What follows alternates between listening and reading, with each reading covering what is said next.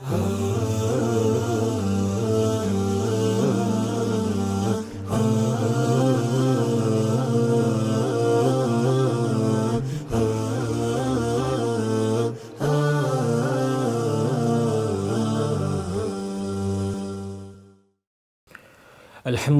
Rabbil Alameen. Wassalatu wassalamu ala ashrafil anbiya'i wal mursalin Nabiyyina Muhammadin wa ala alihi wa sahbihi ajma'in, amma ba'd. அன்பார்ந்த உறவுகளே, அல்லாஹ்வின் நல்லடியார்களே, அல்லாஹ் சுப்ஹானஹு வ தஆலா எங்களுக்கு செய்த மிகப்பெரிய நிஅமத்தான் இஸ்லாம் என்கின்ற மிகப்பெரிய ஒரு நிஅமத்தை எங்களுக்கு நசீபாக்கியிருப்பதாகும். அந்த அடிப்படையிலே தான் இஸ்லாத்தை எங்களுக்கு ஒரு நிஅமத்தாக தந்த அந்த அல்லாஹ் இந்த மனித சமுதாயத்தையும் ஜின் வர்க்கத்தினரையும் படைத்ததன் நோக்கத்தை திருமறை வேதத்திலே சொல்லுகின்ற போது, வமா ஹலகுத்துல் ஜின்ன வல் இன்ச இல்லா லியஅபுதூன், மனித வர்க்கத்தினரையும் ஜின் வர்க்கத்தினரையும் என்னை வணங்குவதற்காக வேண்டியே படைத்ததாக அல்லாஹ் சொல்லி காட்டுவதை பார்க்கிறோம்.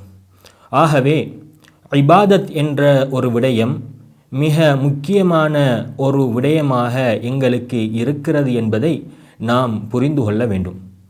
அந்த அடிப்படையிலே தான் நாம் செய்கின்ற வணக்க வழிபாடுகள் அல்லாஹ்விடத்திலே ஏற்றுக்கொள்ளப்பட்டதாக ஆக வேண்டும் என்பதுதான் நம்முடைய ஒவ்வொருவருடைய எண்ணமாக இருந்து கொண்டிருக்கிறது.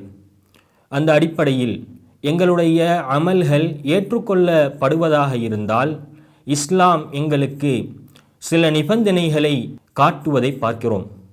அந்த அடிப்படையில் கட்டாயமாக நாங்கள் இஸ்லாம் காட்டுகின்ற ஒரு அமல் ஏற்றுக்கொள்ளப்படுவதற்கான நிபந்தனைகள் என்ன என்பதை நாம் அறிந்து வைத்திருப்பது மிக கட்டாயமாக இருந்து கொண்டிருக்கிறது. அன்பார்ந்த உறவுகளே, அந்த அடிப்படையில் முதலாவதாக இஸ்லாம் எங்களுக்கு ஒரு அமல் ஏற்றுக்கொள்ளப்படுவதற்காக காட்டுகின்ற நிபந்தனை தான் அல் இஹ்லாஸ் என்கின்ற நிபந்தனையாக இருக்கிறது.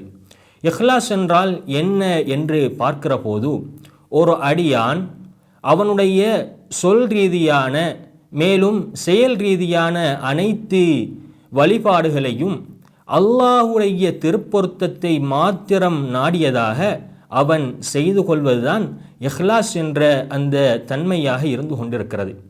எந்த விதமான ஒரு முகஸ்துதியோ அல்லது எந்த விதமான ஒரு இணை வைப்போ எதுவுமே அதிலே கலந்து விடாமல் அல்லாஹ் ஒருவனுக்காக வேண்டி மாத்திரம் தன்னுடைய வணக்கத்தை செய்து கொள்வதுதான் அந்த இஹ்லாஸ் என்ற தன்மையாக இருந்து கொண்டிருக்கிறது. இஸ்லாம் காட்டுகின்ற இந்த முதலாவது இஹ்லாஸ் என்ற தன்மையை பொறுத்தளவில் உண்மையில் இது கடுமையாக எங்களுக்கு குர்ஆனிலும் ஹதீஸிலும் மிக கட்டாயப்படுத்தப்பட்டிருக்கின்ற விடயமாக இருக்கிறது என்பதை நாம் புரிந்து கொண்டு எங்களுடைய வணக்க வழிபாடுகளை நாங்கள் சரியான முறையில் உள தூய்மையோடு செய்து கொள்ள முயற்சிக்க வேண்டும்.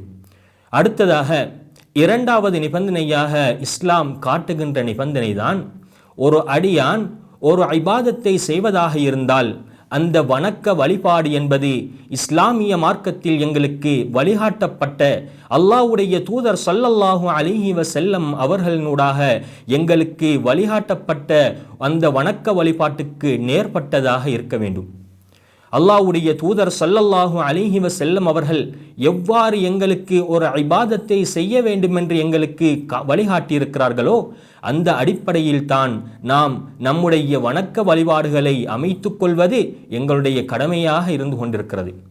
நானும் நீங்களும் நாங்கள் நினைத்தாற்போல் ஒரு வணக்கத்தை உருவாக்கிவிட முடியாது. அவ்வாறு செய்கிற பட்சத்திலே அது அல்லாஹ்விடத்திலே அது ஏற்றுக்கொள்ளப்படக்கூடியதாக ஆக மாட்டாது என்பதை நாம் புரிந்து கொள்ள வேண்டும். ஆகவேதான் இந்த இரண்டாவது நிபந்தனையை பொறுத்தளவில் நாங்கள் சரியான முறையில் எங்களுடைய வணக்க வழிபாடுகளை அமைத்துக் கொள்வதாக இருந்தால் கட்டாயமாக நாங்கள் அந்த வணக்க வழிபாடுகளை எவ்வாறு செய்ய வேண்டும் என்பதை நாங்கள் கற்றுக்கொள்வது எங்களுக்கு கடமையாக இருக்கிறது. அன்பார்ந்த உறவுகளே, உண்மையில் ஒரு வணக்கத்தை நாங்கள் செய்வதாக இருந்தால், உதாரணமாக தொழுகை என்ற ஒரு வணக்கத்தை நாங்கள் செய்ய முற்படுகிற போது எங்களுக்கு எவ்வாறு தொழ வேண்டும் என்ற ஒரு அறிவு எங்களிடத்தில் இல்லாத பட்சத்திலே நாம் அதை சரியான முறையிலே நிறைவேற்ற தவறுபவர்களாக மாறிவிடுவோம். ஆகவேதான் ஒரு முஸ்லிமை பொறுத்தளவிலே அவனுக்கு மார்க்க கல்வி என்பது அவனுடைய ஒவ்வொரு விடயத்திலேயும் தேவைப்படக்கூடியதாக இருக்கிறது. ஆகவேதான் நாங்கள் சரியான முறையில் ஒவ்வொரு இபாதத்துக்களையும் எவ்வாறு செய்ய வேண்டும் என்பதை கற்றுக்கொண்டு அதன்படி நாங்கள் ரசூல் ஸல்லல்லாஹு அலைஹி வஸல்லம் அவர்கள் எங்களுக்கு காட்டித்தந்த வழியிலே நாங்கள் அந்த வணக்கத்தை செய்வது எங்களுக்கு இரண்டாவது நிபந்தனையாக இருக்கிறது என்பதை நாம் புரிந்து கொண்டு எங்களுடைய அமல்கள் ஏற்றுக்கொள்ளப்படுவதற்கான இந்த இரண்டு நிபந்தனைகளையும் மிக கட்டாயமாக எங்களுடைய வாழ்க்கையில் நாங்கள் சரிவர சீர்திருத்தி பார்த்து எங்களுடைய வாழ்க்கையில் நாங்கள் எந்த விதமான இந்த நிபந்தனையிலிருந்து எந்த ஒன்றும் தப்பிவிடாமல் சரியான முறையிலே நாங்கள் எங்களுடைய வணக்க வழிபாடுகளை அமைத்துக் கொள்வதற்கு வல்லவன் அல்லாஹ் எங்களுக்கு அருள் பாலிப்பானாக. வ ஆகிரு தஅவானா அனில் ஹம்துலில்லாஹி ரப்பில் ஆலமீன். வஸ்ஸலாமு அலைக்கும் வ ரஹ்மத்துல்லாஹி வ பரகாத்துஹு.